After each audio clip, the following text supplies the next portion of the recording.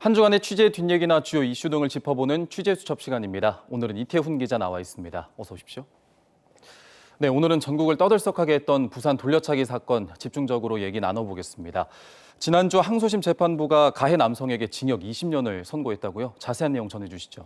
네, 당초 1심에서 가해 남성인 30대 A씨는 살인미수 혐의로 징역 12년을 선고받았는데 2심에서는 강간 살인미수로 혐의가 변경되면서 징역 20년을 선고받았습니다. 재판부도 강간 등 성폭력을 목적으로 범행을 한 것이라고 판단했습니다. 가해 남성이 일면식도 없는 피해 여성을 10분 가까이 미행하듯 따라간 점, 발견 당시 피해 여성의 청바지가 내려가 있었던 점, 그리고 청바지 안쪽과 다리에서 가해 남성의 DNA가 발견된 게 결정적 증거였습니다. 가해 남성은 술을 마신 뒤 범행을 저질렀는데 범행 후에도 여자친구와 모텔에 술을 마시러 갔습니다.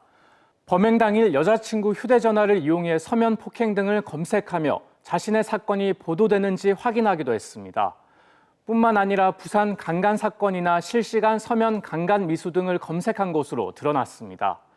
하지만 재판부는 살인이 미수에 그쳤던 점과 피해 여성을 실제로 성폭행했다는 사실을 인정할 직접적인 증거가 부족한 점 등을 고려했다며 양형 이유를 밝혔습니다. 성폭행의 직접적인 증거가 없는데 강간 살인미수 혐의가 적용된 것에 대해 궁금하신 분도 계실 텐데요. 강간을 목적으로 폭행을 했기 때문에 법리상 강간의 실행 시점은 성행위가 아닌 폭행 시점부터라고 이해하시면 되겠습니다. 가해 남성은 소년범 시기부터 성인이 된 이후까지 강도상해 등 각종 범죄로 11년이 넘는 형을 복역했고 20대 대부분을 수감 생활로 보냈습니다. 2020년에는 공동주거 침입으로 징역 2년을 선고받았는데 출소 후 3개월 만에 이번 범행을 저질렀던 것으로 드러났습니다. 2007년에는 강간 전과도 있었습니다. 징역 20년, 범행에 비해 형이 너무 낮은 것 아니냐 이런 의견도 있는데 피해 여성은 이번 선고 결과 어떻게 지켜봤을지 인터뷰 내용 들어보시겠습니다. 저는 그 사람 50인데 저랑 나이 4살밖에 차이 안 나는데 저렇게 대놓고 보복하겠다는 사람을 아무도 안 지켜주면 저는 어떻게 살려는 건지. 그리고 항소심 선고일 한 가지 특이했던 게 가해 남성의 구치소 동기라는 남성이 법원에 나타났습니다. 그리고는 언론 인터뷰에도 응하며 가해 남성의 엄벌을 촉구했습니다. 구형이 35년이 나왔는데 어떻게 20년밖에 나오지 않았는지에 대해서 의문이 많이 들고요.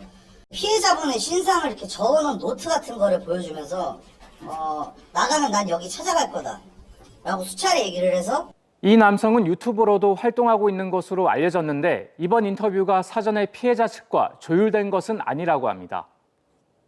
네, 이번 돌려차기 사건 가해 남성의 사이코패스 검사 지수가 공개가 됐다고요. 이 사이코패스 지수가 연쇄살인범 강호순과도 같다고 하던데 자세한 내용 전해주시죠. 네, 가해 남성의 사이코패스 검사 지수는 27점으로 부녀자 등 연쇄살인범 강호순과 같은 것으로 드러났습니다. 지난주에도 전해드렸는데요. 40점 만점에 25점 이상이면 통상 사이코패스 성향이 있다고 간주합니다.